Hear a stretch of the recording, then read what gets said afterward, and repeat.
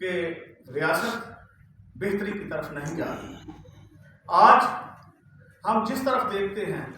Education کے نظام کو دیکھتے ہیں، لوگوں کی بساط سے باہر ہو گیا ہے کہ وہ اپنے بچوں کو تعلیم دلائیں۔ آج صحت کے نظام کو دیکھتے ہیں تو لوگ مارے پھرتے ہیں، لوگوں میں دوائی خریدنے کی سخت نہیں رہی۔ آج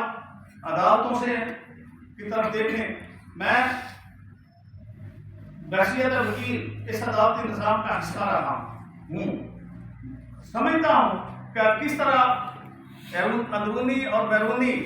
طریقے سے ہمارے عدالتی نظام جو ہے وہ درست کام نہیں کر رہا۔ عدالتی نظام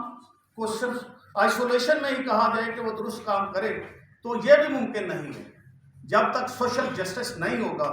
اس وقت تک عدالتی نظام بھی درست نہیں ہوگا۔ جب ہم معاشرے میں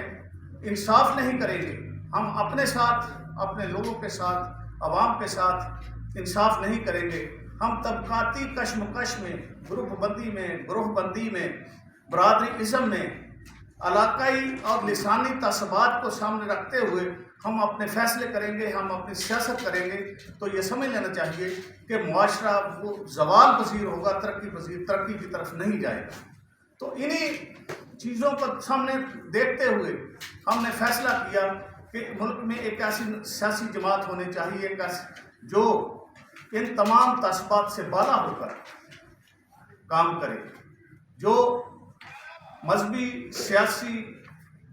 لسانی، گروہی اور علاقائی تعصبات سے بالا ہو اور جو لوگوں کے حقوق کے لیے کام کرے، لوگوں کی خدمت کرے۔ تو یہ بڑے سوچ و بچار کے بعد، جس میں دانشور لوگ، جس میں وکلاء، جس میں پروفیسرز، جس میں ملک کی پڑھی لکھی ایلیٹ جو ہے وہ بھی اس میں شامل ہوئی، اور اس کے ساتھ سب کی مشاورت سے اس کا نام مرکزی مسلم لیگ پاکستان رکھا گیا۔